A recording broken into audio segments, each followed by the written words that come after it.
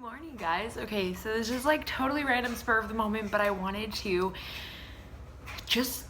I just wanted to chat because I come down here every morning. It is like such a mess. Oh, there's Harry. It's such a mess down here. So like ignore it behind me because that was like all of my crafting, working stuff from the weekend. But I come down here every single morning, and it's like my safe place. It's my like quiet, calm routine. And part of that routine is like I write down all of the things, like I just brain dump all the things that I have to do today. I make sure that I do that because otherwise, as somebody that like has an anxiety disorder, and like for anyone, we can get overwhelmed. We have all these things in our head that we constantly are like running through that we're like, okay, well, I have to do this, and like we could say we have to do 100 things. But for me, and my tip to you guys is write down the things. Oh, hi, Abby. Come snuggle. Write down the things that I'm gonna put this here, that you absolutely like have to get done today. So that way, come here. When you are going through your list, you're gonna quickly realize that you don't actually have like 800 things that you have to do, like that you have to do. Some things we just want to get done. And there's a huge difference there. So when I sit down in the morning, I make sure to write down all the things that like have a time limit. Like what are the absolute necessities that have to get done today? So that makes it easy because then I can just brain dump it all onto the page. I can forget about it. It helps with my overwhelm, and I can move on with my day. And then I do my personal development. I read a little bit. I make sure that I'm like fueling my brain before I do anything else. So one of my big things is turning on some music, checking out my book, making sure that I do all that stuff. And right now, I just hit myself in the face. This is the book that I'm reading. So this is like, I think the third time that I'm reading it. I listened to it on audio 2 or 3 times. Oh, so maybe this is my 4th time. I don't know. But it's one of my absolute favorite books. And I listened to most of my personal development on Audible, but I decided that I was going to grab this book in hard copy because I absolutely love it. And I really wanted to like take notes on like the margins of the page and like highlight stuff.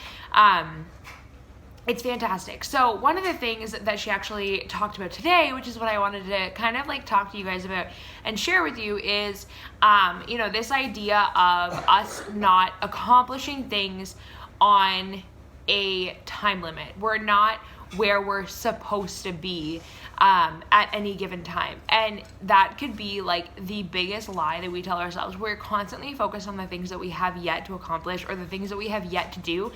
And we really forget the things that we have accomplished or the things that have helped us to accomplish where we are now or what we had to go through in order to get to the point that we're at right now. And so it was actually kind of interesting because I'm one of those people that like is constantly trying to achieve more. I am like your definition of overachiever, perfectionist, OCD. Like that is just who I am. It's who I've always been. My mom and I always joke that, when I was in high school, even elementary school, when I would have a test, I would literally sit there and be like, okay, Mom, can you like write this out again? Can you write this out again? Because I wanted to like continually test myself. And my mom would be like, okay, but like, I think you got it. Like, I think we've done this like 17 times. I'm pretty sure that you know your stuff. But I am such a perfectionist that like that wasn't ever good enough for me. And it always caused so much stress for myself because I never felt like I was achieving what I wanted to or what I was capable of.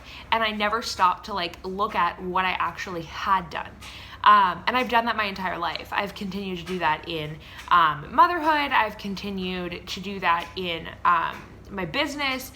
I've done that in my marriage. Like I've done that in every aspect of my life.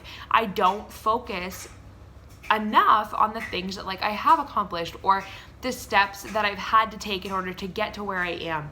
And we often overlook those things. Sometimes the goals that we have don't happen for us, and that's okay, because then down the road we realize, oh, well, that goal was never supposed to be mine. This is where I was meant to be. And, you know, all of a sudden the stars line and it all makes sense. But we can't, you know, we can't connect the dots going forward. We can only get to a point where we're supposed to be and then look back and be like, oh, that's why I went through, you know, whatever it was. So it was really interesting to read the chapter that I read this morning, all about, you know, not being where you're supposed to be. And I think that oftentimes we get ourselves into this mindset that we're never going to get anywhere, that we're not worth anything, or that we're not good enough, specifically because we have a deadline for a goal, because we have, you know, this idea in society that we have to achieve certain things by certain dates. And, you know, that can be said about, you know, graduating post-secondary. That can be said about, you know, getting married, having kids, reaching a certain point in your job, whatever it might be, earning a certain amount of income. We always set these like deadlines, like I'm gonna have kids by 30, or I'm gonna be married by whatever. And some goals, some things, most things in life, they don't have a date. They don't have a deadline. They just happen. And we have to go through things in order to get them to happen. Like, we have to go through steps, and we have to be ready. And there are all these things that have to take place that we don't understand entirely.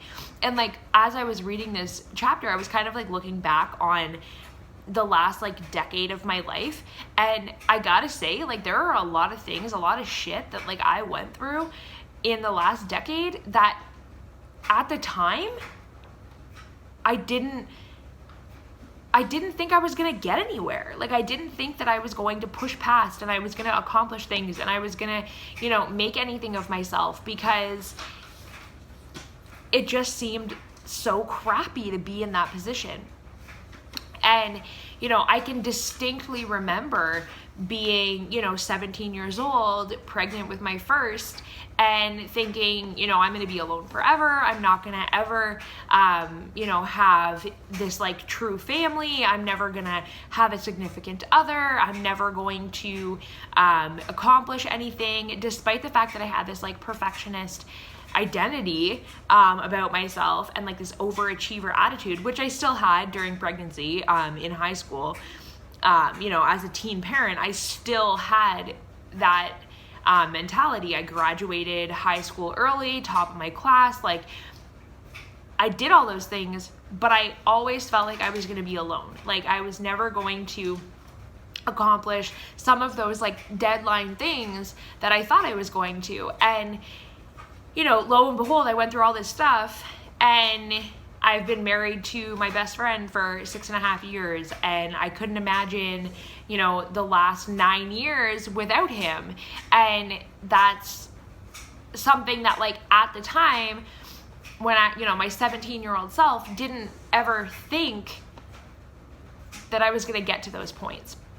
I never thought, you know, I had to drop out of my first year of university, and because I got so sick that I ended up missing so much of my first year, and I decided it wasn't for me. And I felt like, okay, great, here I am, this overachiever, this, you know, person that doesn't want to quit. And I didn't quit. I didn't want to quit.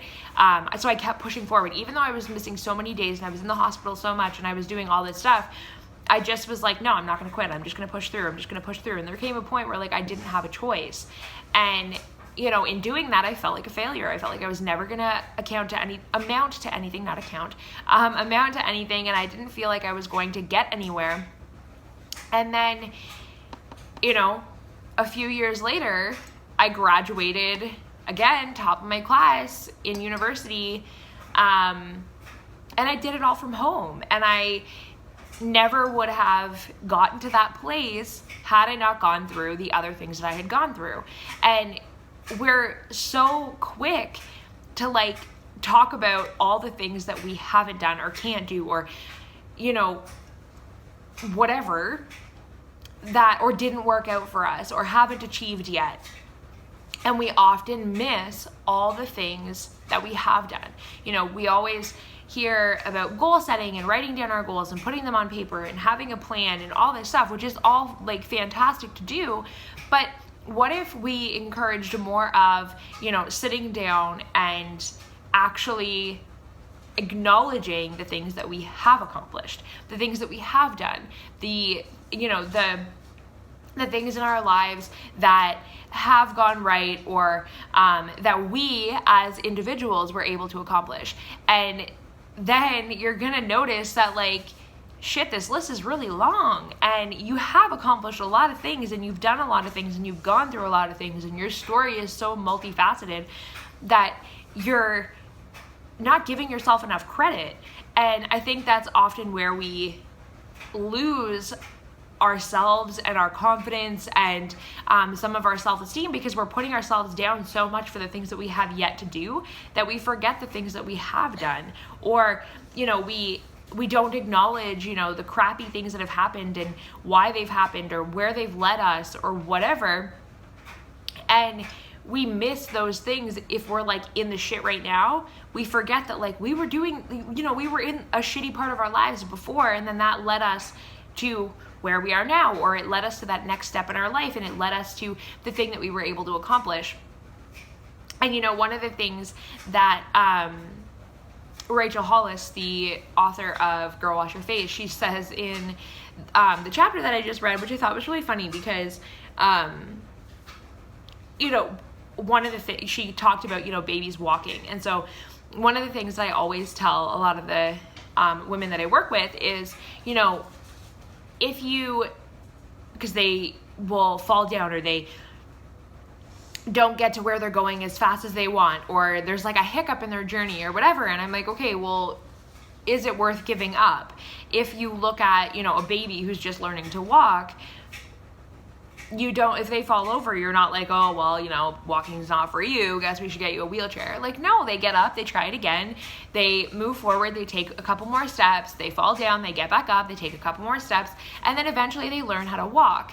And that's something that's like an example that I've used constantly throughout my last 4 years of business. But one of the things that she talks about, which I thought was actually hilarious because it's so similar to what I have always talked about, is, you know, what if when that baby fell down, you know, their first couple times walking, or they were, you know, just starting to get their footing and they were taking those few steps and they were falling and they were getting back up and they were holding onto the table and they were falling into the couch and they were doing all these things that babies do as they start to learn to walk. If, you know, as a parent, you looked at them and said, well, why aren't you running? And we totally overlooked the fact that they were walking. And we totally overlooked the things that they had accomplished. Well, that wouldn't set them up for success. That wouldn't set them up for anything. And we would never, ever say that. Like, we would never, as a parent, as a human being, you would never look at a tiny baby and say, well, why aren't you running yet? Because that's outrageous. But those are the things that we constantly play in our heads. Like, why am I not here? Why have I not done this? Why have I not accomplished that? Without actually looking at like, oh, well, I have done this, or I have done that, or I went through all these things and I got to here. We don't acknowledge those things. And I think that that's like really interesting and a really good takeaway, because there's so much to be said about sitting down with pen and paper and writing out your accomplishments, or looking at the things that you've been through and where it got you to, and the things that you've gotten through and how strong you are, and really affirming who you are and what you're capable of. Like, I think that that's like super, super important and something that we don't do enough of. So I think that today, as you are watching this, that you should sit down with a pen and paper and write down all the things that you have accomplished, that you have achieved, that you are capable of, that, you know, you have overlooked and not given yourself enough credit for. Yes, you know, goal set and plan and do all those things, but don't set an expiration date. Don't set a deadline. Accomplish them, work through them, but make sure that you are loving yourself and recognizing the things that you have